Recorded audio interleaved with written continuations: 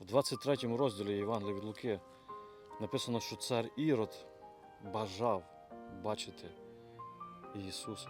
Декілька розділів перед тим написано, що митник Закхей бажав бачити Ісуса. Здавалось би, такі схожі бажання, але насправді мотиви цих двох людей були різні. Цар Ірод хотів побачити чудо, а Закхей хотів безкорисно віддати своє життя Спасителю. Я запитаю сьогодні у кожного з вас, чому ви бажаєте бачити Ісуса? Можливо, ви хочете чудо, зцілення чи благословіння? Так, Ісус усе це дає. Але чи будете ви йти за Ним, якщо цього всього не отримаєте?